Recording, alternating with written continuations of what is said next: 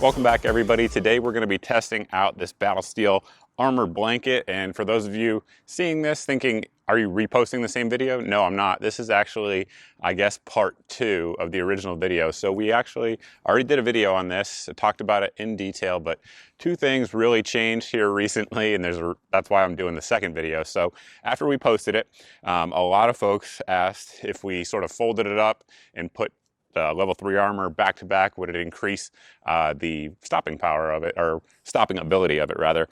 So I wanted to do that anyway, because if you go look at that comment section of that video, probably 40% of the comments are just that, people asking what would happen if you put multiple level 3A armor pieces together. So we're going to do that. Then this past week, as I'm filming this anyway, Matt over at Demolition Ranch put up a video with a blanket, an armored blanket that failed to meet level 3 standards. So as far as I know anyway, this is the most known of blanket out there on the market that offers armor protection. So a ton of people, I mean like thousands, sent me messages on Facebook and everywhere else about how they thought, because Matt didn't identify the brand, they thought that the one he had was Battle Steel and that it failed. It's not. If you guys do a little forensic analysis, you can figure out the brand that it is, but Matt didn't put the brand out in that video, and I'm not going to call out the brand just out of respect for Matt. If he didn't want to do it, I'm not going to do it, but if you guys watch the video closely, you can figure out what brand it is. But anyway, so we're going to test this one again for those reasons, just to kind of verify that it works, and then also test wrapping up multiple layers of level 3 and see what it will do. Now, for those that don't know, level 3 alpha, which is what this is, it's soft armor. It's designed to stop basically any pistol caliber, so all the way up to 44 Magnum. It should stop shotguns as well. This one has taken a bunch of buckshot right there already, and we're just gonna fire some rounds into it and see how it does. Kind of walk you guys through the process, because I got a ton of requests to do this video, so we're gonna redo it for you guys. Let's get to it. I was just editing the video that you guys are watching right now and realized I didn't hit record when I shot my Glock 17 on full auto at the blanket, which you guys are about to see the impacts of, but I don't have the actual footage. You guys should be able to see me firing it full auto, just a different string. Either way, let's check out those impacts.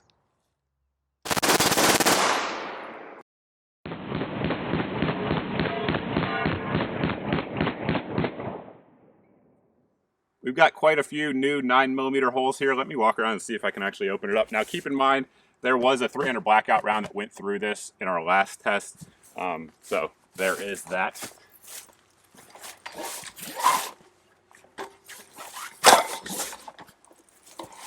So there's the 300 blackout. These two are not pass-throughs. What's interesting is that's where the wood was. So it definitely had more pressure on it. But hopefully you guys can see there.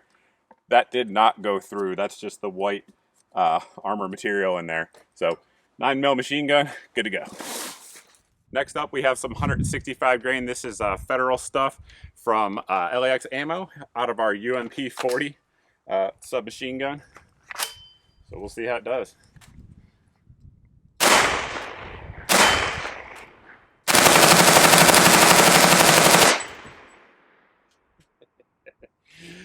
It's a good job if you can get it, guys. Let's check it out.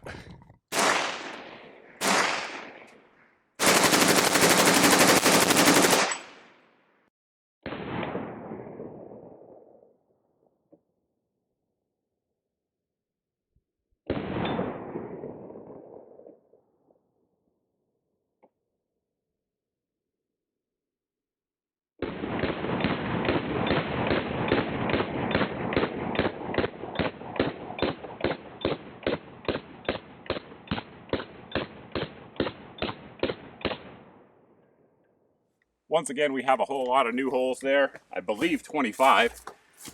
And I tried to spread them out a little bit and tried not to hit the wood either, because that might give you some false positives. Again, that's the 300 blackout round. Those are the 2 9mm that went against the wood. Absolutely no pass-throughs at all. Next up, we have just a 1-ounce slug. Nothing fancy, just a rifled slug there. And coming out of our 1301 tactical. Now, again, if you guys watch Matt's video, his failed with a 1-ounce slug, which it shouldn't. It's not technically rated for a 1-ounce slug, but It should stop it. Level 3A stops slugs. I've tested that before. So we'll see how it does. Let's check it out.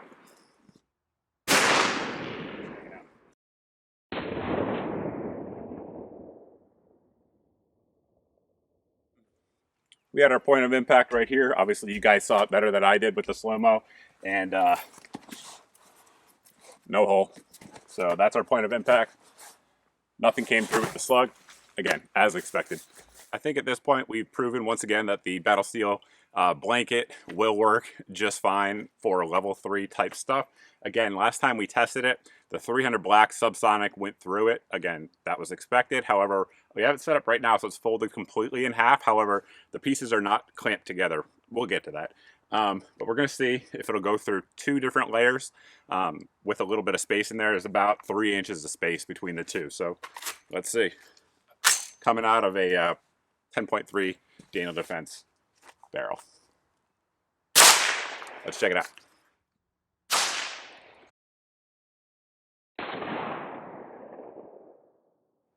When I just walked around the back of the target, there's no doubt it went through.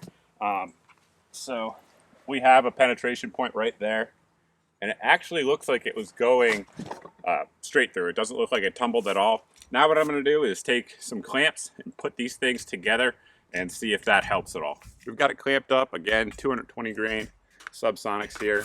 We're at about, I don't think I mentioned it so far, we're at about 15 feet. So it's clamped together now, and we'll see if that makes a difference. Let's check it out.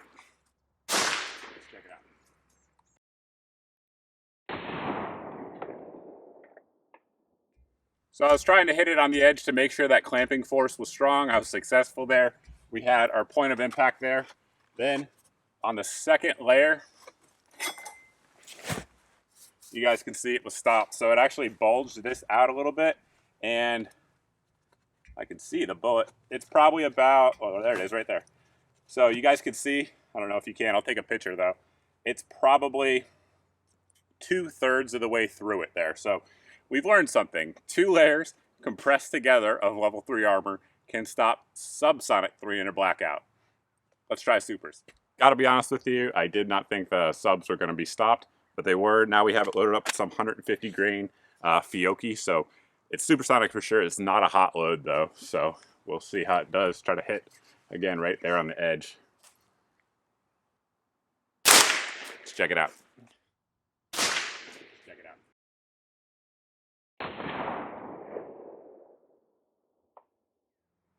I'm not hitting those clips, but the pressure of it, just the shockwave of both of these loads, that's breaking the clips, which is interesting. So, but anyway, right here was our point of entrance. It went through. I don't know if you guys can see that, but it definitely went through the first one without issue. Then it came here into our second, and you guys can see it did not penetrate.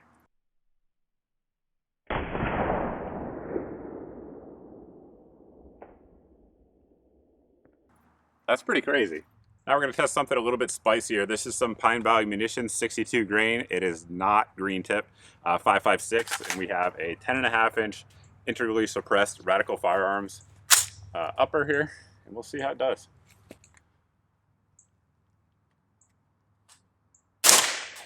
Let's check it out.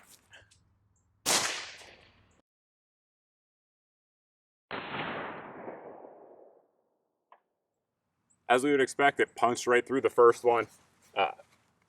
Not sure how visible it is for you guys, but there it is right there. And then we had our exit hole on the back. So it went through both. Is what it is. I know you guys are asking, what about 3 layers? Let's try it. Everything's the same ammo, except we have 3 different layers back to back. I'm going to try to keep the shot kind of high, simply because that's where they're clamped together the best. So let's do it. Let's check it out. Let's check it out.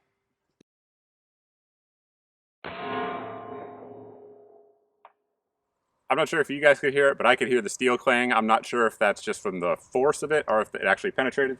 Let's find out. It did not penetrate.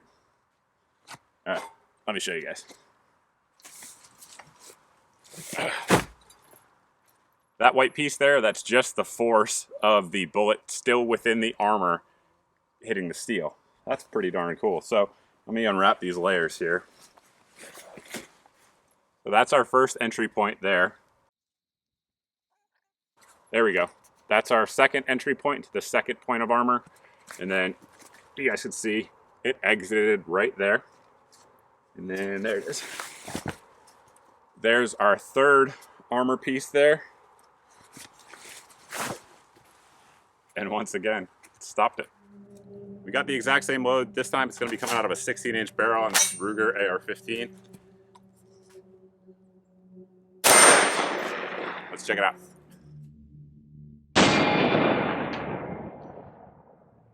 I'm not sure if the slow motion showed anything, but I didn't see anything, but we'll see. Here, take our clips off, pull it around. It failed.